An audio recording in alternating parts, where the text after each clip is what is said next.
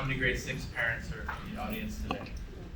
Okay, typically that is our audience, and we did think about designing today's session with grade 6 parents in mind, because there's probably lots of things you have questions about. Hopefully our grade 7 and 8 parents have a little bit of a sense of how things work in middle school, because the positive thing is that we haven't changed very much in the last 4 years.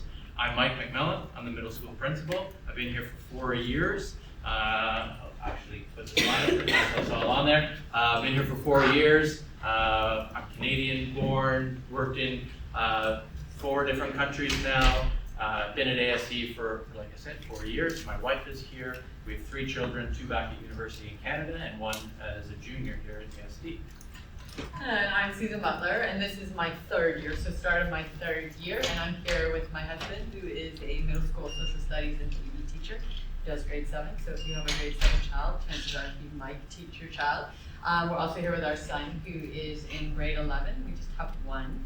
I'm also Canadian, and this is actually my 9th country that I've lived in, but not educated in, different facets of my life. But yeah, so that's a little bit about me. I'm Raquel Savoy. I'm the middle school teaching and learning coordinator. I'm also Canadian. And this is the start of my 10th year at ASD. I've had a variety of roles, but this is my 3rd year in this role. And I'm a 1st grader and a pre-K child starting this year. Both boys keep me busy, but it's a great community to be a part of. Not here because they're doing their most important job, dealing with kids in the morning and starting the school day, are Miss Vicky and Miss Sono. Miss Vicky is our office coordinator. She really manages the middle school office. Miss Sono, she really takes care of attendance, is one of her biggest jobs. So as you have absences or your child needs to leave school, Miss Sono is who you can speak to. She also helps out Lisa Featherstone with Week Without Walls. So as it comes to visas and passports and all that sort of stuff, Sono helps out a lot with that. So 2 important people who are at work in the office right now, holding the fort down. Our counselors also are very important components of our school. You may know already that our counselors move with the grade level. So Miss Silva this year is our grade 6 counselor. If you have a grade 6 child, Miss Silva will be your child's counselor for their whole middle school career. Okay? She'll stay with them. Mr. Corbin, Munir Corbin, joined us this year. He worked in Kuwait last year. Before that, he had a career in Wisconsin as a school counselor. So he brings a lot of experience to us. Our first Arabic-speaking counselor and a male counselor. We're very excited to have Munir join our team. And Ms. Beck, who's been here for a number of years, is with our grade 8 students now. And been with them since grade 6, so ready to start their transition to high school. Ms. Bina is our administrative assistant in the office, so if you make an appointment, she's your contact person through the counseling office. We also have 2 other important people here who are going to speak to you today. They'll introduce themselves. Yeah. Hi, I'm Heather Roy. I'm the technology coordinator for the school as well as the middle school tech integrator. I'm Canadian too. My sons have moved through from elementary school all the way up to high school. I've been here for 10 years now, and my oldest is now off at university, so I'm down to 1. And I've had the opportunity to work with a lot of your grade 6 children in the classroom to make sure that their computers are all set and ready to go. If any of you have been getting emails from laptop setup, that's actually me. But we've been able to be in the classroom and get those little picky bits taken care of, and by the end of this week, we feel that all grade 6 students are going to be ready to go 100%. I'm Nadine Bailey. I'm the middle school librarian. I think this is my 10th or 11th country. And I'm here to make sure that your students really enjoy reading and that everybody can find something that they want to read and to help them in that journey and also for research. And Nadine's doing a great job in our middle school, really trying to promote reading, and one of the biggest partnerships we probably could have with you is also encouraging reading and modeling reading at home. We see it dissipating with the popularity of the phone and easy technologies that are, easy dopamine hits. Reading, very important. And if you want any tips or help, Nadine's done a great job in our middle school to put together core reading lists, popularizing reading. You'll notice we all wear little stickers or pins, what we're reading. These are all middle school fiction books. They're conversation starters with the kids. I've had 2 kids already this year talk to me, hey, you're reading Inheritance Games? And it's a great little conversation. popularize reading. So please reach out to Nadine, read with your kids. They're not too old to be read to as well. In fact, they're perfect to be read to. Okay? All right, thanks for the introductions. Today, we're hoping to go through a couple of things with you, talk a little bit about our values. We're going to give you some essential information that we think is just important stuff for you to have. Okay, thinking ahead to if you're a grade 6 parent, what are some things you probably want to know? So we're going to front load some of that. But more importantly, we want to spend more of the time with the questions that are actually burning in your mind. What do you want to know? What are you wondering about middle school that we haven't talked about? So we're going to do a little activity. There's going to be sticky notes. You're going to organize sticky notes. We're going to put them up, and then we're in real time going to go through them and try to answer questions for you, okay? In a little bit of an organized way. So we'll talk a lot. So always we want to ground ourselves in our mission, in our values, and in our attributes, okay? Today, our goal, like I said, is to really have your voice come forward. So when I think about how our values inform our session today, this is what I thought about. Respect. We want to make sure that every voice feels valuable today, that your voice is valuable. We want there to be compassion, so that there's a safe space for honest questioning and sharing, that you feel safe enough to share a question that you might have. Integrity.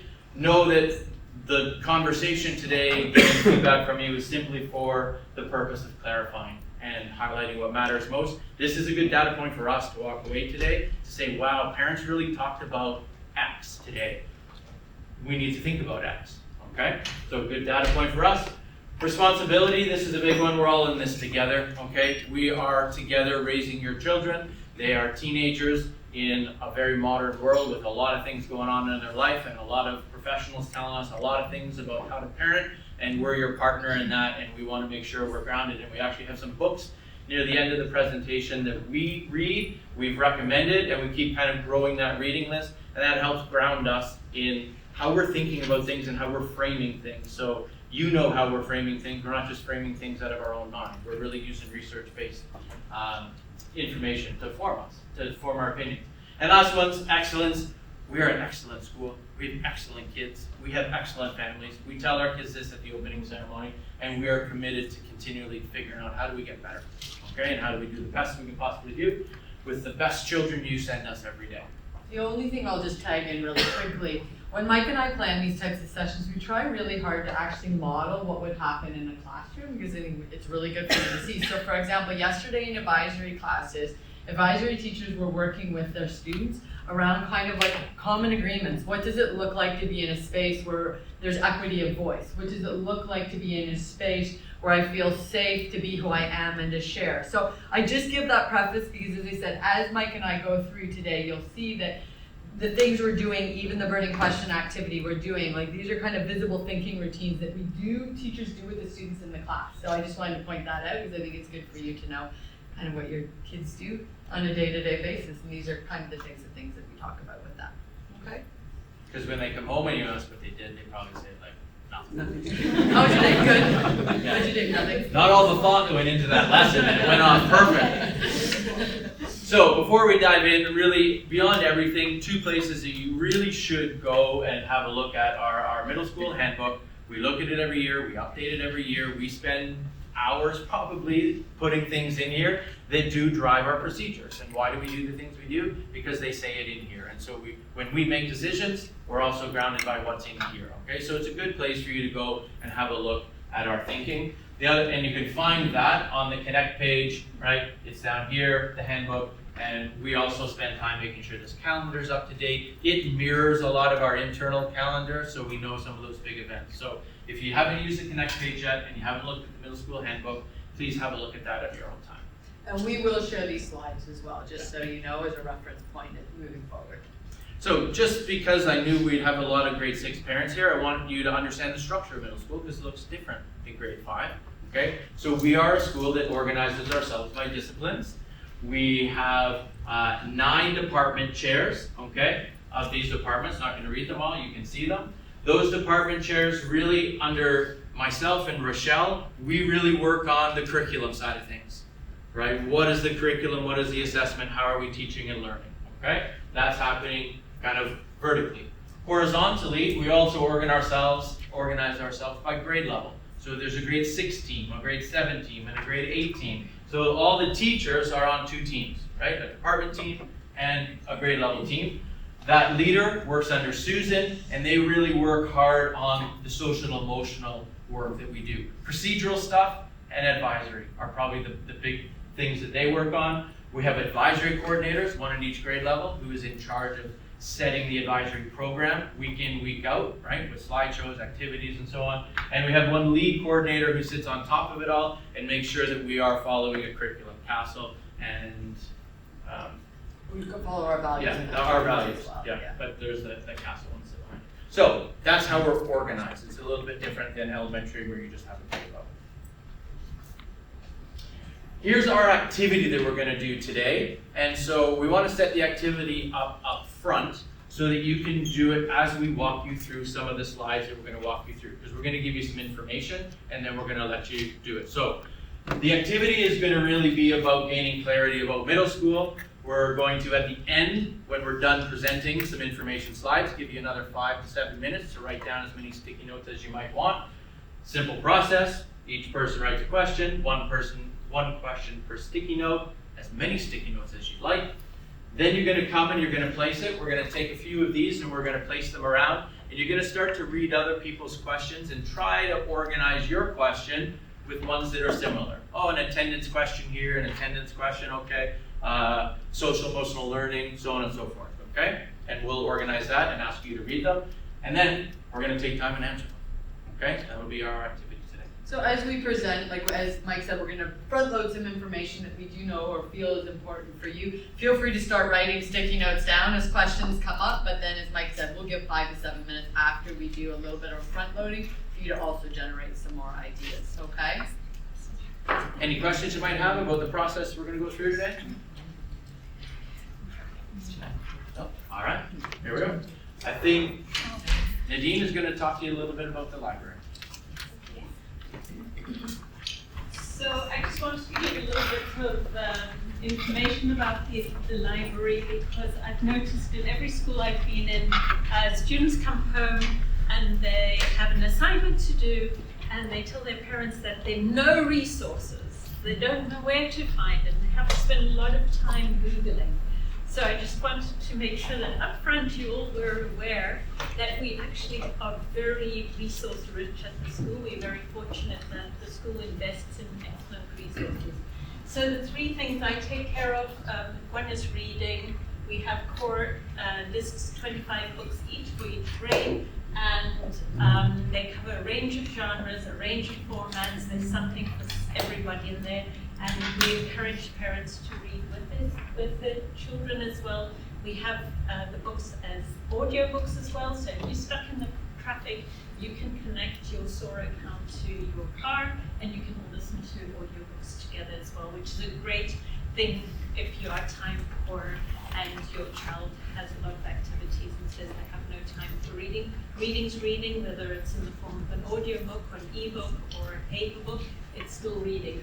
We also have access to 586 magazines, which cover a range of topics, also in a number of languages, so if you're supporting a second language at home. We have 4,500 ebooks and audiobooks, and we have over 16,000 books in the library, so fiction and non-fiction.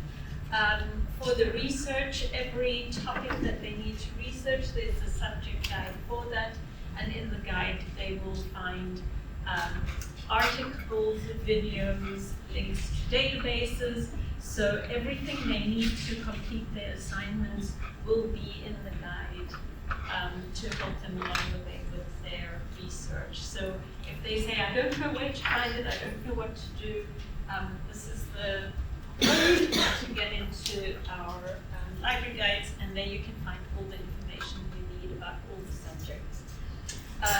Resources, we have access to a large number of databases, and also what parents appreciate a lot is we have a school access to the New York Times and the Financial Times. On your tables there are the QR codes, so you can sign in using your ASD email. So you scan the code and use your ASD email, and you'll get a pass for a year and then a reminder to renew it every year welcome to speak.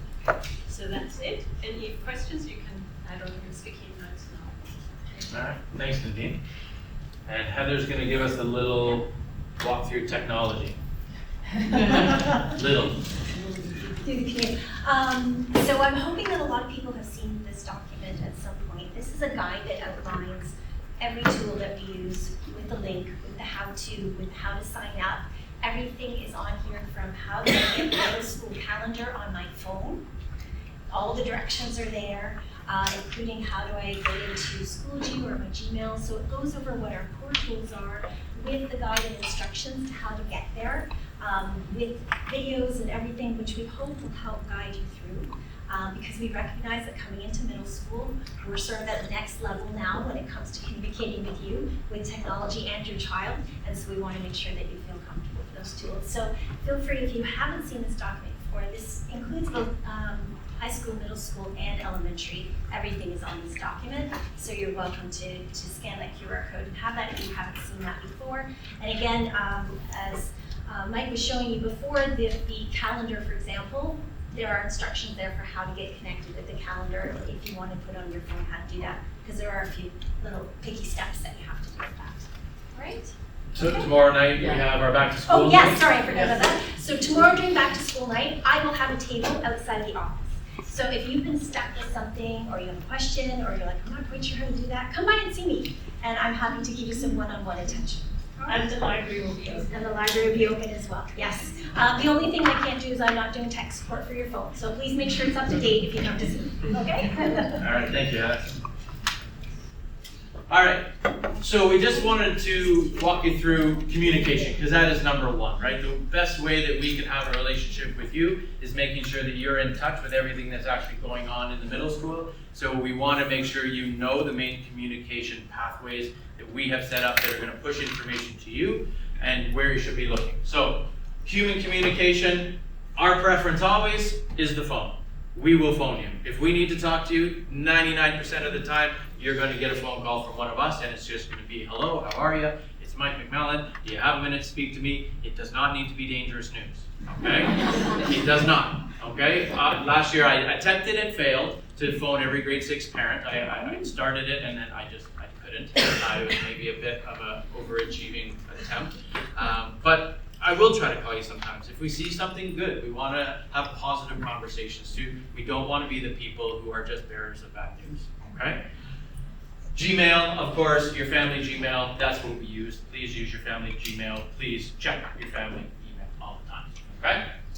In terms of system communications, Power School is all about our school management, okay? That's our school information system. It has all your demographic information. So attendance, grades, report cards, that happens there. That's our official place that we store this information, okay? Schoology is the classroom level. It's what we used to get when the teacher walked around and handed stuff out. Now that happens, hands out through Schoology, all of the laptops, okay? So Schoology, you have a window, not a full view, but you have a window into what your child is doing in class. You can see the units, you can see some of the assignments. You may, if you try to drill down into the actual document, not be able to see the document for many reasons, okay? Mostly, we're not getting you into all your child's documents, okay? They're gonna do their own work, okay? So that's Schoology.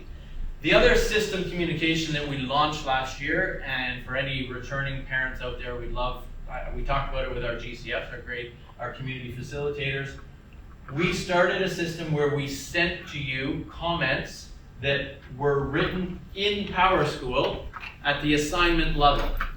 So let's say in a unit, your child did a presentation or something in science class, and the teacher graded it, and they gave a comment, which is typical, right? The grade lives in here. The comment also lives in here. But we recognized in our first years here that this was hard to access. Parents didn't go looking in it. There were a lot of nuances to how you could look at it, but it was difficult. So we've worked with our data specialist, and he has been able to extract that information and send it to you. So once a month, it does a sweep of what was entered in Power School in the calendar month. Okay? Our first one will go October 4th, and that'll pull from the start of the year till September 31st, okay? Up top, you get a little snapshot of attendance and tardies, which is a really good thing for you to see because you don't know how often your child is late between classes. You know usually if they're to school on time, but you don't know how they're doing in between classes, and that's where we see most tardies, okay? Then you have the comments that are pulled. Some of the comments you'll see are student written, some are teacher written. So the teacher might do some, they're expected to do a few a semester, and the students are expected to do a few a semester. Totally, we say 3 first semester and 3 second semester, correct, Rochelle? Yeah, okay. So over time, you should see every month a smattering of comments coming in from different teachers and so on. We think this is really important for you because this is the conversation starter when your child says, "What did you do at school today?" and they say nothing, right? And you say, "Well, I saw you did that science presentation and your teacher thought you did a pretty good job. It was about such and such. Tell me more," right? It gives you a little bit of background to ask the right question, not the, "How's everything going?" and they say, "Fine." Okay? So those are our big keys to communication that we want to push out to you. Diving a little deeper into Power School first.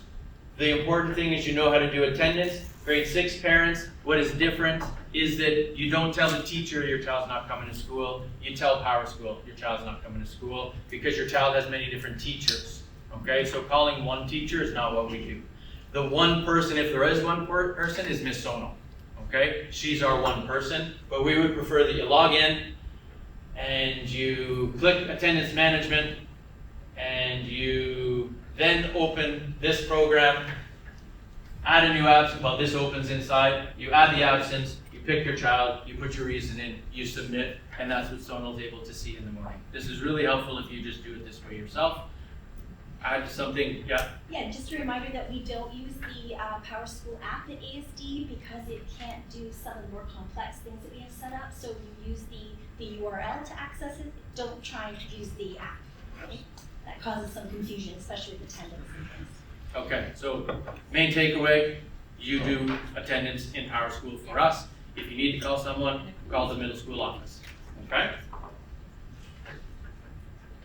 Yeah, this was just, we actually started looking at this last year, and Ken, who's our data analyst, who is amazing, can actually pull data for us. And I mean, we know from research that attendance and tardies has an impact on learning. Like, we know that. There's lots of data that says that, but we actually pulled our own data that says when we're here with absences and tardies, that this is what the percentage of 4s looks like, the average grade on a level of 1 to 4, math, reading, math, and then as we go down, you can see. We know things come up. We know that there are family things. We know that we have amazing students that do a lot of extracurricular things and compete in some really awesome events, and we don't want to take away from that, but we also do know that presidential learning here impacts how kids learn. The bigger thing I would say, if we could go to the next slide, I'm not saying that I don't care about grades, I absolutely do, but for me the bigger thing is also always going to be about the way they feel about being in their community and their sense of belonging. When there is lots of absences and we miss events and we're late, it impacts how they feel as part of the community. And so that's also, as a secondary, really, really important. So just thinking about that, we will always work through the things that come up unexpectedly, because once again, we know things come up for families unexpectedly. Please reach out to me. I have a meeting later this afternoon with a parent whose child is going to be absent for a decent amount of time, and it is an unexpected thing. I had a meeting last week with a parent that it is an expected thing, it's a high-level eraser. We work through things like that, but just knowing the more your children are here, the greater we're setting them up for success, okay? And from an organizational standpoint, when they come into class and they're late, everything starts from up here as opposed to down here. When I'm late for work or when I got a lot of things going on, like I start up here as opposed to down here in a very calm state. And we just want to do everything we can to do to support your children to start from here. Middle school is a crazy place, so we'll get them up here. So if we can start down here, that's better, right? So just anything you can do to support with that, obviously, is very much appreciated.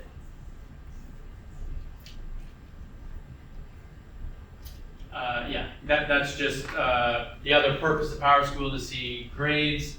You will go in and you will see neater. If you have someone who is in grade 8 now, we used to do it by quarter. Now you go in and you see one screen the whole year. right? So it's an easier way to see grades. We don't break ourselves into quarters or semester where you had to know that you had to change, or you're like, I don't see any grades since September here because you were stuck in quarter one, right? So we fixed that so that visibility of these things are easier for you, which is what our goal was. The big thing with all of this stuff that we're showing you as well, your kids are amazing resources. I mean, I do it with my son all the time. Open your Schoology and show me. Because even though I work here, I'm like, wait, where am I going to find this, right?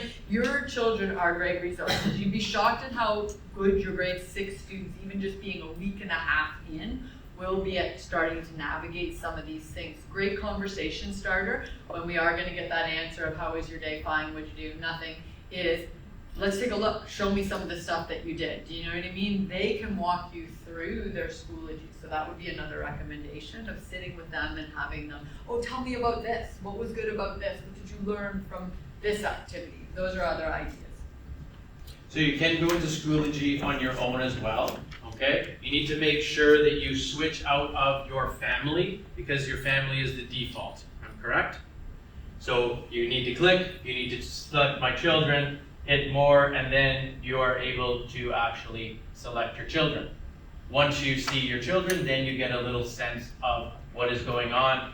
This is usually pretty good. Know that you need to also ask your children about it because sometimes our teachers forget to take something off, okay? Or it was overdue, they missed it, but then they came to class that day and they handed it in and the teacher just didn't get around to going back to submit. There's little submission things. So if your child says, no, I did submit it, honestly, extend a bit of trust, okay? Because there is sometimes a bit of technical glitch that happens.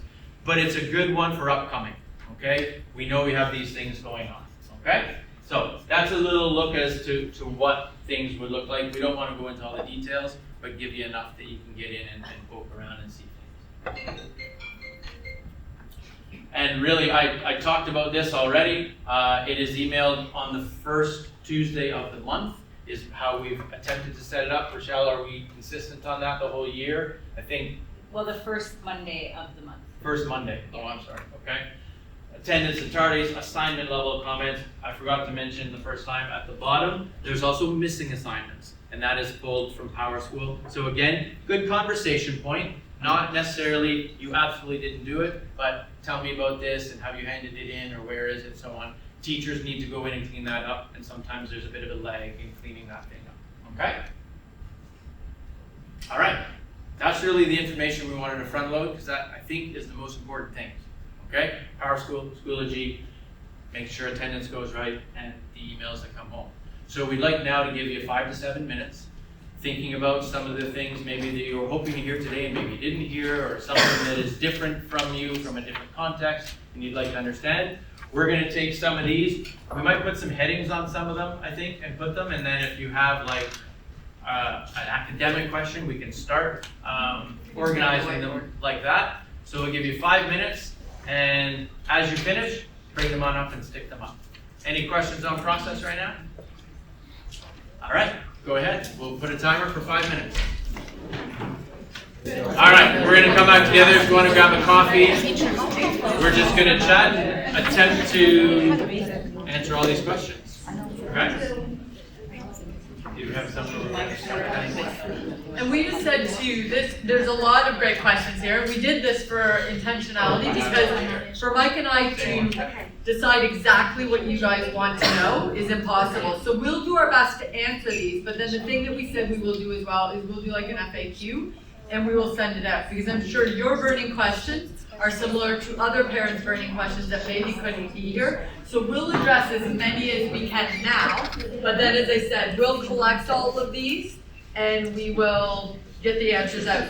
This, when I go back to it, these guys are looking at this, this would be a teaching strategy we would do in a class. It's called affinity mapping, and it's where maybe we're doing a research topic, we're introducing something in social studies, World War I. I'm giving a really bad example, clearly not a social studies teacher, but you know, introducing some big overarching questions and having the kids come up with questions, and then we affinity map it, meaning we put it into buckets, and then they can choose, I want to learn more about this bucket. I'm going to sit with the students that were interested in this. I want to learn more about this bucket. So once again, just a strategy that we use in the classroom with the kids. So I think we're gonna start over here on academics. Was that the plan? Yeah. So I'll address the very first one and then hand it over to Rochelle. So the progress email format that's the first time I've heard that. So Ken, our data guy, is it too wide or oriented or? My daughter is very verbose. Yeah. So the last column always tends to be like this. Okay. So I think you probably can make some easy changes on that. Okay. And I then do maybe know of some things Ken is working on with a new app, front facing. It's good for me to know that because it's the first time I heard that. Okay. That it was hard to see if a comment got too long. You can always test with me. Okay. All right. Do you know Ken at all? Sorry? Do you know Ken, Simmons, our data guy? Well, I try to stay away from your data people because I don't get too overbearing, but yes. Okay. Do you know Ken? I will know him now. Okay. All right. So we'll look into that. I didn't know that it was not as viewer friendly because our intent was when we our goal when we did that was how do we get kids' comments on their parents' phone? That's a great initiative. That was our whole thing because that way you're looking at it, right? You need to open an email and go, oh, there it is. That's as hard as it should be. So we'll get better at it. There's a cluster here about how our grades reported, report card quarter system. So we sent, 3 progress reports essentially, and 1 final report. So we send 1 in October, we send 1 in January, February, which would be a semester report. So students who are taking a semester course, that would be considered a final report card. Then we send 1 in April. I should have my sheet in front of me. April, yeah. And then we have 1 at the end of the year, which is the actual official report card because we're year-long grading. And so students have multiple opportunities to demonstrate their learning. And then we have 2 conferences. We have a traditional parent-teacher conference in October. And then, again, for those 6th grade parents, this won't feel any new, but over the last 3 years, we've revised our spring conferences to be a student-led conference. And I think last year, based on some feedback, we've gotten to a right spot for that. And so that will occur in April, a student-led conference. There was a question about how we report out grades. So in the middle school, and this is actually, the language is similar in high school. High school is a little bit different in terms of the GPA and ABCs. But we report out on a 1, 2, 3, 4 scale. Okay, so on the report card or in Power School, students will see a 1, 2, 3, or 4. In the assignment level, and how we communicate learning is really at the achievement level language. Okay, so when you see rubrics, it'll say beginning, approaching, achieving, exhibiting depth. This language is now aligned grade 1 to 12.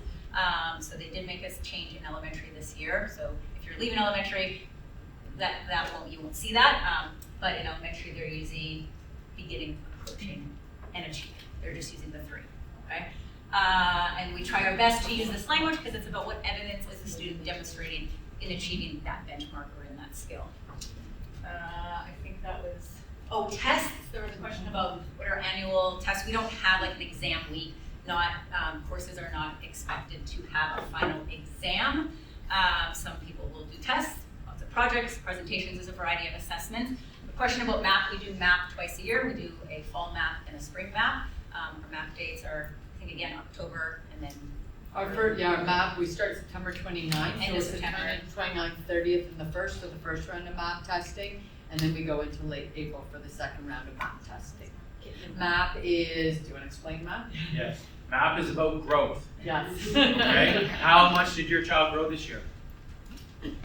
Did they grow the same as their sibling? That's what MAP is about. MAP is not about they got the highest score, they're the best, they're the smart. That's not what it's about. It's about growth. How well are they growing? Okay? It's always compared against a massive data set. Okay? Millions of other data points. It is a normed reference data as well. So it's always going to put kids at a percentile against a massive group of people. Okay? Internationally and nationally, because some American schools may also subscribe to international standards because they consider themselves international independent schools. So you're looking at kids who are going to good schools across the world. Okay, that's who we're being measured against. And we do, so there's 3 subsets of math testing. So the first day on the 30th, on the 29th, sorry, it's science. So it's a science math testing. They all write it at the same time in their advisory class. It's computerized. The second day is reading, and the third day is math. And what we really look at is we will look at trends overall to see, like, is there an area with grade 6 students that we see is lower? How, from a curriculum standpoint, can we look at that? We will also look at individual students around where is their growth, is there supports that need there, but as Mike said, it's really about, like, we'll often look longitudinally, like, where were they there, and now where are they now, over multiple years, and we're like, no, they're doing this is what we want to see. It doesn't matter, my sons might be down here and he's doing this, and your daughters might be here and is doing this. That's okay, because this is where my son is, but he's on an upward trajectory. Do you know what I mean? And it's just making sure that we're seeing growth and we're addressing that. Stands for what? Measures of academic progress. Perfect. I didn't even know. Progress. Measures of progress, not measures of ability. Right? It's tough because we look at it, people want to see it as a standardized test like an SAT, like my kid. No, it's about growth. Okay? And if you really, I always show when I do a presentation, you know, one child here on the ladder and one child here, and we say who's better, and everyone goes, oh, well, this one, they're better, they're higher. And then you see she grew this much, he grew this much. Who's better, right? It's about growth. Your children are going to be fine. Okay, they're all going to get there. What they grew in grade 6 in 1 quarter is not the determinant of their success in life. Right? Okay, sorry, the only thing I want to add about that is it's also just one data point, right? What might happen that morning and that day with that student is not necessarily an indication of who they are as a learner. So when we do talk about the data, we triangulate it and we look at classroom assessments, we look at other data points, not just math data. Can just reconfirm just about math tests that happen that often. I can hear that some, usually on math session, they have some exercise that they don't know how to do because it's not like in the Exactly. And it's designed that way, right? Yeah. Because it's adaptive and it's where the students are at. And Because I don't know how it works, but So it's usually I heard that for many students that that's not something that you already a very have quick explanation is an class. adaptive test. So it asks you a question. If you get it right, it takes you to harder. If you get it right, it takes you harder. If you get it wrong, it takes you here. And it keeps doing that until you get 50% right and 50% wrong. And then it says that's where you are. Yeah, but usually students in that classes in that period they must learn the same things. Yeah, but they must get it wrong because it'll start taking them to calculus, like Calc BC. If you're that, it wants to get you to a place where you get half of the questions right and half of the questions wrong in a pattern, and then it says that's where you are. That's your rich interval something. It's a rich word, but it stands for the guy who invented this whole thing. His last name was Rich, R-I-T-C-H. Okay? Can I just add, there is a session about math Yeah. usually in the year, Yeah. if you're interested to find out more from your parents. Right. yeah. All right. Okay, sorry, I think there's one last academic, there's one about library. About homework expectations, again, we have the handbook here, so your reference. A general rule of thumb is about 60 minutes per night. This will vary, and if your student is, and it's probably under the social emotional, if your student is expressing that they feel like it's more than that, that's definitely a conversation, but we do reiterate this with teachers. I will say, teachers do not assign homework for the sake of homework, right? Typically what's working on in class is they need to finish it up, but we have a lot of supports in place. We have a learning center at lunch. We have access at least once a week for students to catch up on homework or to check in with their teachers if they need some extra support. So a general rule of thumb is this: if students are feeling overwhelmed, it's a good conversation with the advisor or with their counselor. And yes, so I just wanted to highlight that. Just an overall data point to think about. When it comes to academics, we're preparing our students well for high school. Last year on our AP exams, over 93% of our students scored 3s or higher. We're doing a good job, okay? Our job in middle school is not to make them Calc BC students. It's not. It's to treat them as 12-year-olds, okay? And to teach them as 12-year-olds and really give them the skills and the dispositions to be able to succeed when they get to Calc BC. Okay, so overall academically, and we hear just the regular feedback from us and Christine and Kent and Emily, like things are going well. Like these kids are coming up and they're in a good place. So there's data points, math, Cat 4, SAT, and AP scores. we're doing a good job academically. It's rigorous, we demand a lot of our kids, and when it comes to homework, let them be kids. Let them be middle schoolers, let them be 12, okay? They're 12, they're little, okay? You know what they look like at home when they're in bed with their teddy bears and their blankets still. They do, they're little, okay? Let them grow. We got it. Academically, we're in good shape. Then there was a couple library questions. Just specific, go ahead, yeah. I'll just be very general about it. Yes, they do come to the library. They come to the library with their teachers. They come to the library on their own. They come to do research with mainly the social studies and science teachers. We do sessions where everything's explained to them, how to do citations, how to do research, how to use the databases, how to summarize, how to be people with integrity. So they spend a lot of time in the library. They welcome in the library before school, during lunch, after school. You also welcome in the library before school and after school. During the day, we are a teaching library, which means parents let the kids get on with the learning, and we're a very busy space, so we ask parents to come everyone home to school, except on a Wednesday when we close meetings. And one thing they didn't say, and because this is her area and she is an expert, is she co-teaches a lot of those classes as well. Yeah. She also co-plans a lot of those classes. So if we're doing something in social studies or English that is very research-based, Nadine is part of the team planning that and really thinking about where do those research skills fit in, where does proper citation fit in, and teaches those classes to the students as well. But there was a question, go ahead, yes. So there is no specific day for the library? No, because we are on an 8-day schedule rotation, so teachers will plan it in Within their classes? within their class time, and typically I'd say they come at least once or twice a month. Yes. Couple of quick ones I can answer here, and then we'll throw it over to social emotional. Yep. How come kids aren't enforced to write down homework in kitabs? They are. And our teachers are like doubling down on this. We hear about it all the time, our grade 6. And if you notice, kitabs are in grade 7 now. Okay, and so we are doing our utmost. It is a school priority for us to write down in kitabs. And our grade 8 team is investigating a single digital source that the teachers need to learn a little bit more about than the kids, so we can also be deliberate about grade 8. Okay, so that is happening.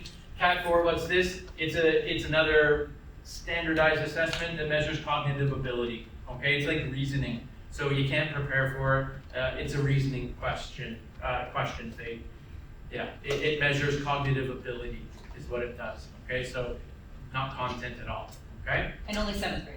And only 7th graders do it, and no more new students, only 7th graders, right?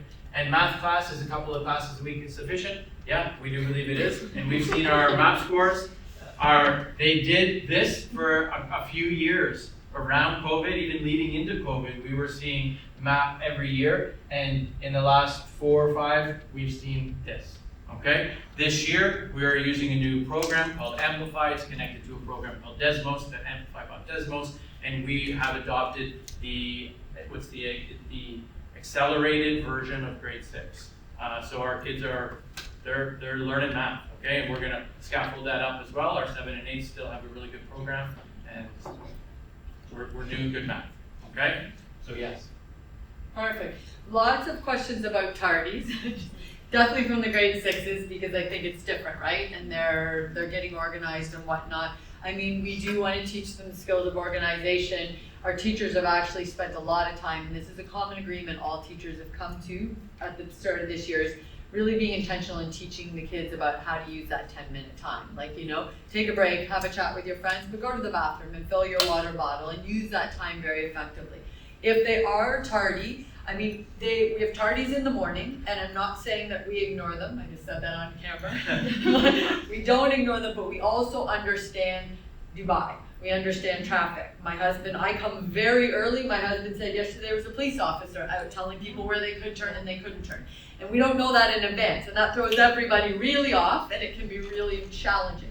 Doesn't mean we don't want children to arrive here on time, but we know there's a lot of variables. What we really think about is when they're here in the school, because they do have the ability to manage and get themselves where they need to be. And we talk to the kids. because I think one of the questions about distance, like F block to the C building is long. We've actually walked it and timed ourselves and stopped and had a chat here and there and all that, because we're like, I don't know, like, is this doable? You know what I mean? And it is. The thing we talk to the students about, yeah, that is a break where you're gonna move with intentionality, where lots of times when you walk through the hallways in a 10-minute break, the students are hanging out in the common space, chatting with each other, literally looking at the clock, they see it turn 8:19 and they're gone. You know what I mean? And they're like flying down the hall. So it is that where we have those conversations, those big walks. Organize yourself.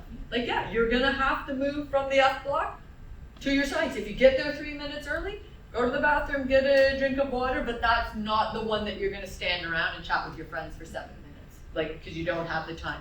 There are consequences for tardies. I mean, when they hit a certain number of tardies, so when they hit 5 tardies, and once again, this is in the day, not in the morning. I'll reach out individually if there's a pattern of a lot of morning tardies, just say, how can we problem solve through this, right? What can I do to help?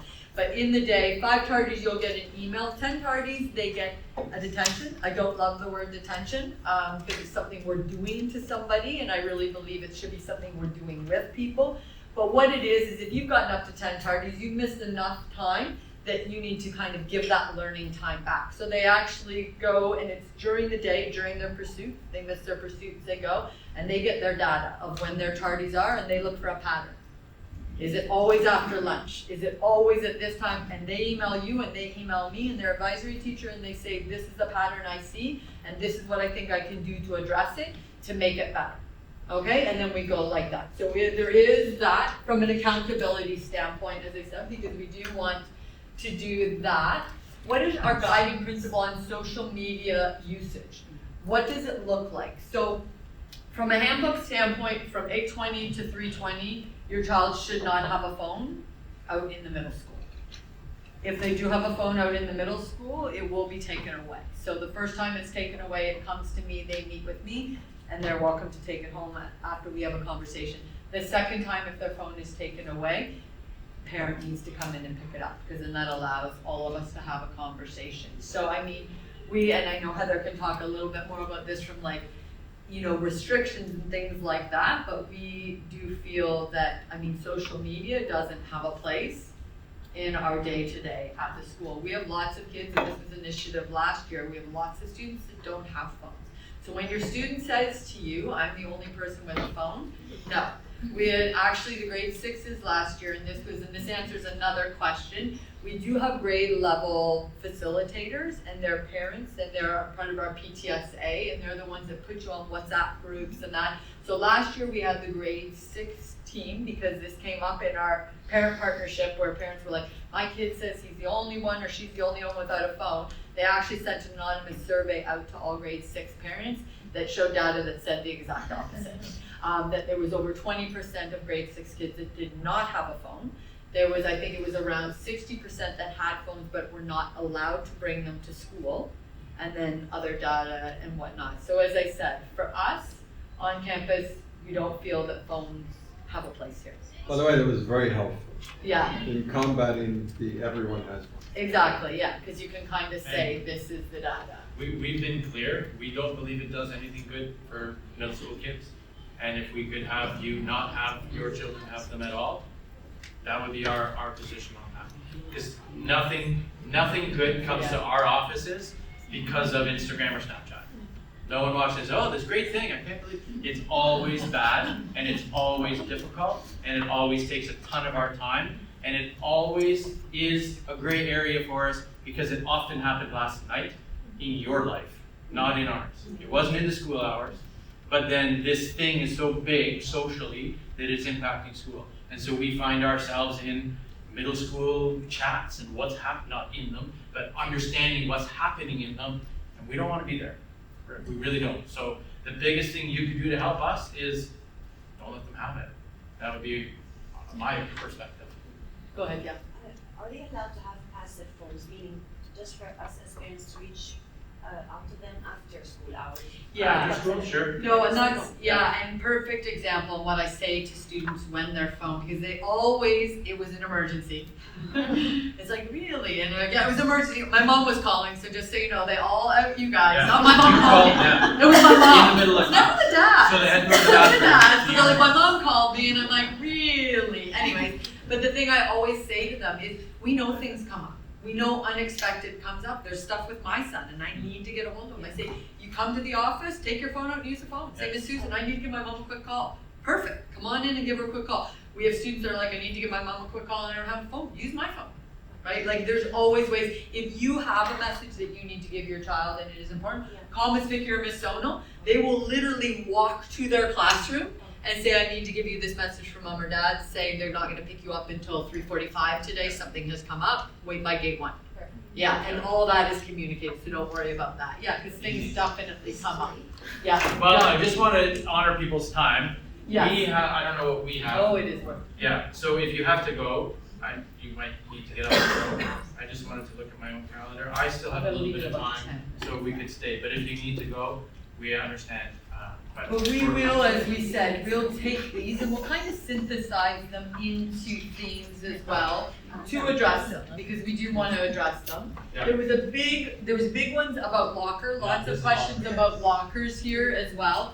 And it's interesting, when I came, this is my third year, almost every locker was a deadbolt locker with some day lockers. None of the kids used them. None of the kids used the deadbolt locker, they used the day ones. So we've actually slowly phased out the deadbolt lockers. That doesn't mean you can't get one. I mean, students can go to the office and say, can I get one?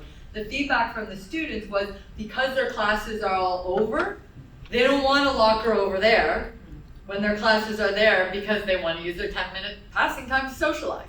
And it now means I've got to go over there to get my stuff out of my locker and go back. They can use absolutely any locker they want.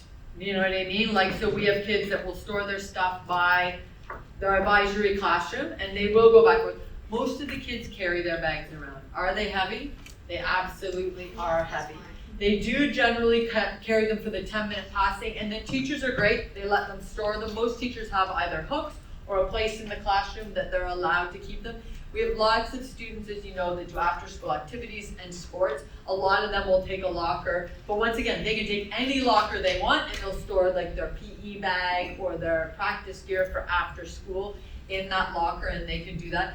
We are actually right now in the process of taking the locks off the lockers, because there was also the tab ones. Kids were locking themselves out. They were double tabbing, triple tabbing, and then they're showing up to the office saying, I can't get in my locker, and stuff like that. We're taking them off because we are a school, knock on wood, very safely though, that is a safe school. Kids don't take things from kids here. So they will have doors on them that open and close, but they won't lock. If we have a student that's like, I'm really adamant that mine needs to lock, we do have, they can come by the office and they get the padlock, but most kids now don't. They just put their bag in it, close the door over, and then go back later and pick up what they want. Okay, so that's the other thing, just around lockers. It's funny too, because the grade 6s come in with this real excitement about having a locker, and they hit grade 7 and 8, and they're like, we don't want a locker. So it's supporting the grade 6s with their materials and their supplies, so they're not lugging them around. But at recess and lunch, they usually come down to the cafeteria, they throw their bags in a cubby, and off they go, and 45 minutes later, they come back and they pick their bag up and away they go. So they don't carry it around with them at recess or lunch or anything like that. They just store it in a place. All right. So buddy system for new students who reach out, and then maybe advisory itself. Yeah. So quick answer to this, the answer is yes, for new students particularly. There is a buddy system. We have ambassadors. Our advisory program is built around ambassadors. There's an ambassador in every advisory. So that helps with all new students to make sure that there's someone there to touch base. And I just met with ambassadors yesterday and reiterated that now is the time you need to be thinking about those new kids. The early days are easy, right? Big event, and here I am, and I'm your ambassador, and okay, that's done now. Now, where is that child at lunch? When they're in your class, do they have a group to be part of? That's your job as ambassador, to say, hey, come join our group. okay? That little act is huge impact. So we do that, and like I said, we just met with ambassadors, talked about that yesterday. I would also just add on to that, if you are the parent of a new child though, don't hesitate to reach out to us to let us know. We walk around, like literally yesterday, I introduced a new grade 8 student to some girls, because I watched her for all of last week, kind of wander around, and I'm like, she's looking lost. And she ate with them for lunch, but we don't always see that. Do you know what I mean? So reach out to us. I mean, we know who our students are, we know what their interests are. I mean, I recognize this grade 8 student kind of in the cafeteria, and I'm like, oh, I know she's sporty, I know she's athletic. And coincidentally, 2 of my really sporty girls walked by at the time. I was like, hey, can I introduce you guys? And then they had lunch together, and I saw them later on in the day together. So don't hesitate. We have 471 students. We are out a lot. We don't see everything, and that's that communication piece. Communicate with us and just say, like, what are some other ways that can help my child get connected? Counselors are a great resource for that as well, so don't hesitate to reach out to your counselor and have that communication. Our advisory program, as we said, like so every day at the end of the day, and I apologize if you've heard this, but from 2:40 to 3:20, we have a flex time happening. So on Mondays is advisory, Tuesday is pursuits, Wednesday is access, or kind of like office hours with teachers, and Thursday is some type of community activity, whether it's an assembly, a house competition, staff student recess. Next week they're doing grade level assembly, so it'll be all the grade 6s together doing team building, all the grade 7s doing team building, and all the grade 8s. Advisory it's a scope and sequence, so that it's sequenced out over the course of the year, and it's really sequenced out around our core values, around I can statements. I can be a respectful member of the community. I can be responsible with my time and my resources. I can use integrity on social media. So all those core value words in there, and then we build our lessons around that. So when Mike talked about CASTLE is the counseling curriculum. We use Second Step as a resource. Our lead advisory coordinator, Miss McGeehee, actually just did a workshop and is mentoring with the Institute for Social Emotional Learning, IFSL, which is an amazing organization. But our lessons revolve around that. So they are planned in advance, where we're working on organization at the beginning of the year, we're working on relationships and how do we form relationships, but they are also responsive. So every Tuesday, the team leads and Kristen, who's our lead advisory coordinator, we meet and we talk about, okay, like what's happening? Is there something we need to respond to? Do we need to pull out of the curriculum a little bit? Because this is going on and this is what we're seeing with the grade 7s, and we need to actually push in something a little bit different. So it is proactive, but also can be a reactive program. So that's just a little bit about the advisory. Quick one, changing. Why do they have to change? Because they're pubescent and they need to change. Okay? Seriously. They need to change, they get sweaty, and yes, some of them have PE and then they have dance. The reason is they need to change and get a little cleaned in between, and also because we are very strict with our uniform, and if kids wore their PE uniform over lunch, every kid could wear their PE uniform over lunch, and we have no idea how to tell, and we lose the plot. Okay? So we are very diligent about the fact that you change for PE, you can come in the morning with your PE, and you can have it to go to the end of the advisory if that was your last class, and you have that 10-minute check-in at the end of the day. But any other transition point of the school day, you have to change, okay? Otherwise, we will just have kids out of uniform wearing PE, shorts, shirts, so on and so forth, okay? And we're in great shape with our uniform. If you walk around middle school, you'll see every kid in uniform. I think the biggest victory, and I know there's mixed on this, but was the addition of the sweatpants. But it is interesting because Mike and I were saying we were walking through the halls yesterday, and I don't think we saw a single student that would have been a uniform violation, right? Like they were all in uniform, it was all appropriate. I know tomorrow at our back to school night, the Booster Club also has the sweatpants, and they come in long and short because some of the kids were like, Miss, I'm too tall and they're too short on me. And I'm like, don't worry, they're gonna be there selling them. And it's interesting, I mean, it is the style now. I see the kids and I'm like, they look good. Like, they look good, you know? And so I think that was some students worked with me last year and with Zach's and with Dr. Drugan and that, and came up with some different options for uniforms. And I think it's been a win on a whole, just for, yeah. MOE phone ban, until KHDA tells us anything, we don't do MOE because we're an independent school, okay? And in the middle school, we have a phone ban, so we feel we're already there. There's no phones in middle school. I don't know if let me just see. There was a week without walls one. Oh, yeah, so one of them is about the programming for the UAE for the day trips. Lisa Featherston, who's the lead of our Week Without Walls, she's our trips coordinator, is planning it out. Where it becomes hard is sometimes we need to see the numbers a little bit to see what is feasible. You know what I mean? So she's visiting different sites, different activities, all in a line with what the messaging is around Week Without Walls. So whether it's around sustainability or service learning, keeping in line with that. But there will be more information about those day trip specifics coming soon from Lisa, because there was questions about that as well. And then multiple choices. That really comes down to capacity. Okay, so if you were to look at Krabi has capacity. We can't send 160 kids there. It's just too big. Like, we're too big to get everybody on a plane. We're too big to get all the hotels. It's too big. So 70 is our capacity for most of our trips. And for Matt Farr's team on the ground through Mountain Quest, and that's a really important part of our Week Without Walls trips that I don't think everybody really thinks about. When we say Matt Farr's team, there are professional trip people on the ground who are always there doing these trips, right? They live there. They run these trips day in, day out. So that also has capacity. We can't move 140 kids to go do an activity in some of these areas, okay? So we do put max capacity on it, and then we do our best, right? Every year we ebb and flow a little bit with popularity. I wish more kids went to Chiang Mai. If you've ever been to Chiang Mai, you would understand that is like a beautiful, one of the most beautiful places on earth. More kids should go visit it, and it's a great trip. Then I think can we get more info about trips before payment? We heard about illness last year. What are the precautions, and can we change trips? Go ahead. Sorry. A simple answer is no. This takes to change, it takes so much planning. We've already bought our tickets, right? We have to plan. Airlines are not being less stringent with rules around cancellations. They're being more stringent, saying no cancellation, you lose all fee. So if you really think about it, we pay group fees. So if you pull one child out, our cost is still the same, really, right? Our buses are the same. Our paying for all the people on the ground is the same. Our paying for meals is all the same.